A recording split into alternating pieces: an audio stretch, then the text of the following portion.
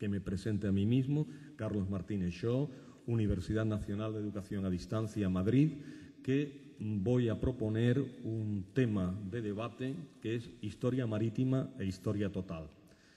Esta cuestión que planteo aquí en estos 15 minutos se refiere a un caso de relación entre la historia especializada y la historia total, en el sentido que en general atribuimos a la Escuela de los Anales. Cómo dentro del seno de la propia Escuela de los Anales se percibió la necesidad de desgajar una historia especializada que se ocupara de las cosas del mar, y cómo esta historia especializada, que empezó siendo eso, una parcela de la historia total, después, en aquel ámbito que le era propio, el mar, un poquito más lejano, pues acabó también convirtiéndose en una historia total. Reconstruyó desde su propio ámbito de actuación la historia total. Bien. La conciencia de que las cuestiones marítimas debían tener un tratamiento específico se hizo patente después de esta revolución intelectual, como decía Marc Bloch, que supuso la Escuela de los Anales, justamente en el seno de aquel grupo de historiadores vinculados a la misma en París. Y así, a lo largo de los años 50, se fue gestando un grupo de profesores, investigadores, que pensaron que era necesario abrir un espacio especializado a la historia marítima. Y ello cristalizó en el año 1956 con la apertura del primer coloquio internacional de historia marítima, celebrado justamente en la ciudad de París, y puesto significativamente bajo la presidencia de Lucien Febvre, que fue quien inauguró y quien clausuró el coloquio y que fue una de sus últimas intervenciones públicas antes de su muerte. A partir de ahí, la historia marítima se propuso superar toda una serie de planteamientos anteriores, planteamientos que había llevado a limitar, en el mismo sentido que la historia positivista, a limitar extraordinariamente el sentido y el objeto de la historia marítima. La historia marítima era esencialmente una historia de la guerra marítima, una historia de las batallas navales, una historia que era explicada esencialmente por personas que estaban vinculadas bien a la Armada en todos los países europeos donde se empezó a trabajar en ello, o vinculada a los museos navales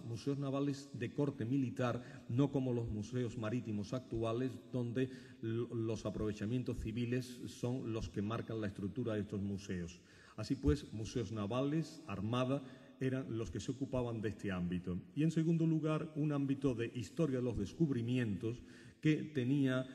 un lugar especial de adopción en los países que habían sido de alguna forma pioneros de los descubrimientos marítimos, es decir, Portugal y España, donde se crearon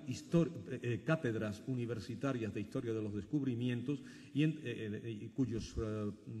titulares se contaron entre los primeros participantes en este tipo de coloquios, o en aquellos países que posteriormente habían tenido una gran tradición en el mundo de las expediciones marítimas, caso de Inglaterra, donde también a partir de instituciones como Greenwich, como el Museo Naval de Greenwich, pues se estudiaban este tipo de cuestiones vinculadas a las grandes expediciones desde el 16 hasta el 18, hasta el capitán Cook.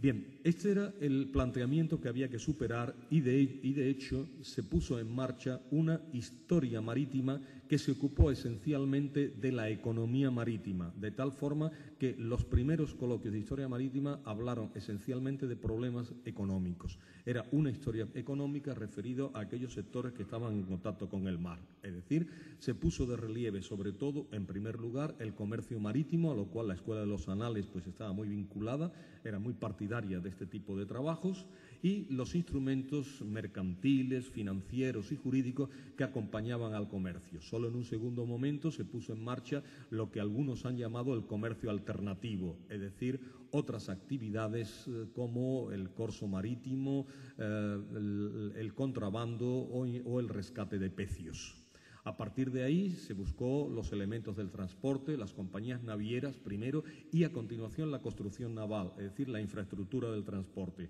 Así empezaron a realizarse trabajos sobre la construcción en los astilleros, sobre los propios astilleros y sobre los materiales necesarios para la construcción naval, la provisión de jarcias, de velas, de lonas, de alquitranes, de hierros, de cobres, de madera, en primer lugar. Esto es,